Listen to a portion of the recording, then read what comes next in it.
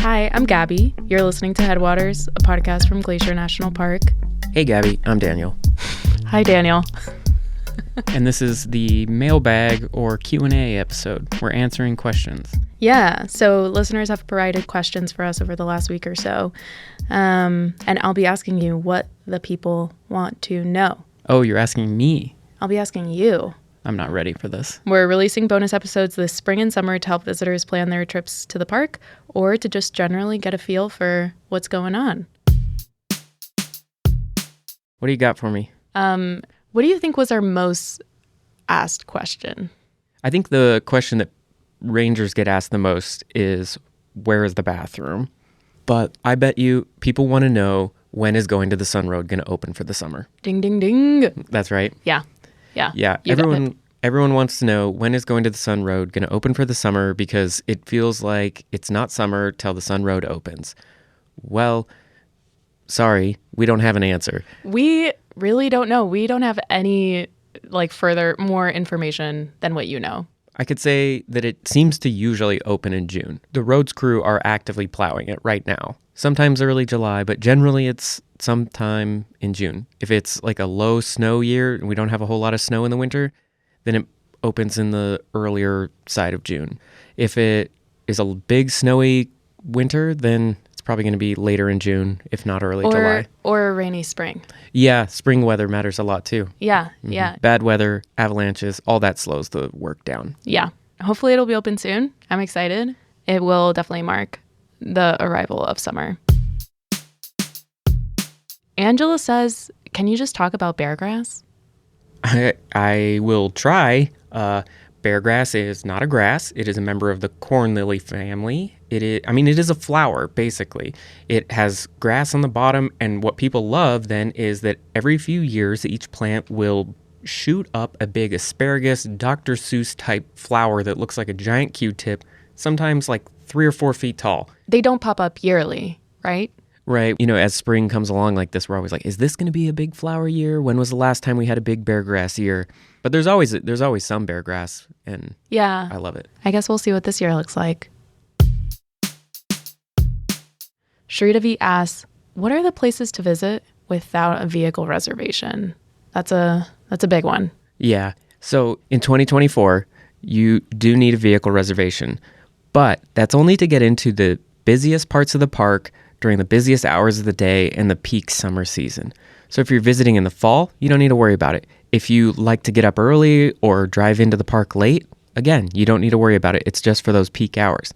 Now, also, it's not for every area of the park. In summer 2024, entering into Two Medicine or the east side of Going to the Sun Road at St. Mary, you don't need a vehicle reservation for those areas either. And I promise they are spectacular areas of the park. Truly amazing. Yeah. Yeah. Okay, awesome. Hopefully that's helpful. And as always, check nps.gov/GLAC for more information and all of the details about vehicle reservation. Claire wants to know, what's it like working for the park? You've been working for the park for 7 years, right? This park, yeah. I've made a career out of working for the Park Service, and I love it. The best part about working for the Park Service is that you are working in and getting to, be a part of these amazing places. I love being a part of something that is like iconic of our country and our landscape, and a thing that we all share together. Working for the parks is amazing. I highly recommend it. Go to usajobs.gov and watch for ranger postings. Give me another one. Give me a hard one. Yeah, okay. Olive asks, what are people most surprised about after visiting? Maybe a big surprise is how cold and how wet the weather can be, especially in the first half of summer. Totally. Like in West Glacier or East Glacier, it'll be beautiful and sunny, and then you go up to Lagoon Pass and it's snowing. Like literally snowing. Yeah. The other thing I think that can surprise people about the weather is how in the second half of summer, how hot it can be. They'll be like, oh, it's Glacier National Park, it's the mountains, it'll be cool. But then they start going on a hike with one little water bottle and they're like, oh. It's hot. It's over 90 degrees and kind of humid, and yeah, it can get really hot. Yeah, last summer it hit 100. Wow. So Jack has a question about construction. Okay, Jack, here's the situation. In Montana, we have 2 seasons, winter and construction. Haha. Yeah. And here we are entering construction season. There's all kinds of jokes about this. You know, the traffic cones that they put out around construction sites. The bright neon orange. I've heard people joke that that's, Montana's state flower. I think other states make these jokes too. Definitely, yeah. But it's true, the window for construction in Glacier National Park is pretty small because we have such a long winter season. So you have to squeeze all the repair and update, projects into a pretty narrow window. So you can hear the construction going on outside right now. There is construction going on in the park, a whole bunch of different areas. They're working on bridges. They're putting in new sewer lines. They're doing a lot of work. So it will most likely be a part of your visit. Yeah, but if you're just flexible, it shouldn't be a big deal. Yeah, not a big deal at all.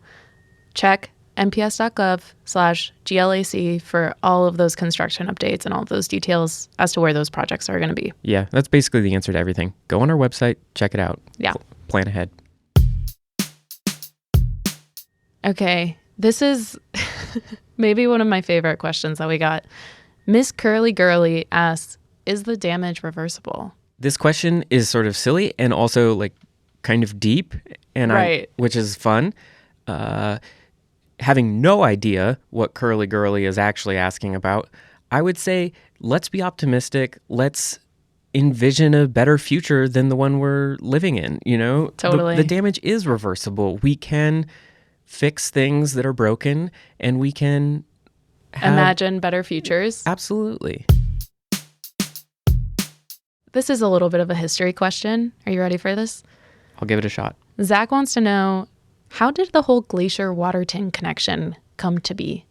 Well, that is a good question. Basically, there was a Rotary clubs. These are community social clubs, and they started talking about how these 2 national parks that share an international border could be and should be an example to the world about international peaceful cooperation. Mm-hmm. And they sort of developed the concept, and everyone liked it, got behind it, and in the 1930s, the world's first international peace park was born. Glacier Waterton. Well, technically, it's Waterton Glacier International Peace Park. And Zach, if you want to learn more, I would recommend going back to season 1 and listening to the Goat Hunt episode, where Michael and Andrew dive deeper into Waterton Glacier International Peace Park. Yeah, that's a good idea. I thought you were going to say go to the website. I'm like, oh, people are going to be tired of hearing that. Oh, no. Yeah. But it's also true, though. I have 3 from Elizabeth. I didn't know 3 questions was allowed, but okay, let's hear them. What do we do when we see fellow tourists not following leave no trace principles? Ooh. Yeah, that's hard. I mean, it's not your job to police other people. That said, I feel like if you have the social skills and the situation allows for it, find a way to be friendly and encourage. Be curious. Yeah. I would say ask some questions before we make assumptions as to what people are doing or if they're doing something quote unquote wrong. Yeah. Yeah. I mean, if you see something dangerous or blatantly illegal happening, you definitely tell a ranger. But trust that everyone's doing their best and that totally being friendly goes a long way. Absolutely. How do we convince people that nature is worth protecting as much as people? That's a good question. I like that one. People are nature. Mm-hmm. The national parks operate with the belief that a really important part about getting people to care about the world around them and to care about this country's history and making the world a better place is learning and experiencing and making connections firsthand. So that is a really central part of the mission of the National Park Service, is to give people an opportunity to come visit natural places like Glacier National Park and make those connections and realize why that's so important to protect and cherish and preserve as well. and honor. Mm-hmm. Yeah, totally. Okay, Elizabeth has one more question.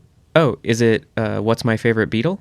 I knew it. That's exactly right. Mountain pine beetles, a natural insect that eats away at pine trees in the park. It's not good for those pine trees, but it's good for the ecosystem as a whole, and they're cool little beetles. Are these the beetles on whitebark pines? Pretty much every species of tree in the park has an associated species of beetle. So yeah, whitebark pine included. That's so cool. Mm-hmm. And if you want to know more about beetles or whitebark pine, you can go listen to season 2 of the podcast. Of course. Thanks, Elizabeth, for those questions. Okay, so the next question is from Lane, who wants to know, how has climate change impacted the way the park is managed? Yeah, that's a good question. I mean, it would actually probably be simpler to say, how has climate change not impacted the way the park is managed? Because it infiltrates every decision made in the National Park Service at this point. There are broadly 4 big categories in how the National Park Service is responding to climate change. One is through communication, so just doing things like podcast episodes about, educating on the topic. Then there's science. There are scientists actively studying how a shifting climate is directly impacting the resources, or the plants, animals, history, culture, and all of that, how that's being impacted. But then on top of communication and science, there is also a whole lot of adaptation work. Basically, people studying and thinking about how, okay, we have more wildfire now because of climate change. How do we need to shift our response to wildfire in the face of that? Right. And then the 4th big area of the National Park Service's response to climate change is mitigation. And that means that we're trying to actively reduce the amount of greenhouse gases that are emitted inside the national park, reducing the amount of fossil fuels burned, stuff like that. How are we doing that? Putting solar panels on roofs, switching to more fuel efficient or zero emission vehicles, recycling, composting. Basically, anywhere we can find ways to reduce the park's emissions, we're trying to do that. And that's not just here, right? That's across the National Park Service. Yeah, it's across the federal government in general. That's great.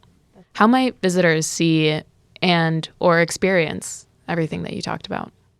Well, if you come to Glacier National Park in your electric vehicle, you can plug it in and charge it with a pretty much renewable energy resources that we have here with hydropower. You're going to see solar panels on the roofs of some buildings. But you're also going to experience the impacts of climate change almost inevitably. It gets a lot hotter here in the summers than it used to.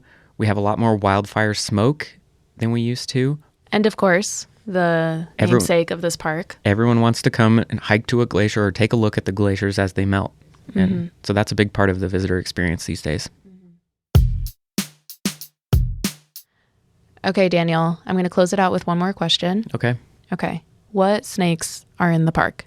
We have 2 kinds of snakes. They're both garter snakes. We have 2 species of garter snakes, and neither of them are venomous or dangerous. Snakes are cool. A lot of people don't come here for the snakes, but they really should. It's always, where can I see a grizzly bear? Never, where can I see a garter snake? Yeah, all right. Well, if people have more questions, they can, hit us up on social media or email us here at the podcast. glac_media_lab@nps.gov. We'll put it in the show notes too. Our music's by Frank Wall, and our art is by Stella Nall. They're both great. Check out their work. Their info's in the show notes. Headwaters is made possible with support from our nonprofit partner, the Glacier National Park Conservancy. We absolutely could not be doing this without them. Check them out at glacier.org. If you have a moment to leave us a review in your podcast app, that helps so much. Thanks for listening.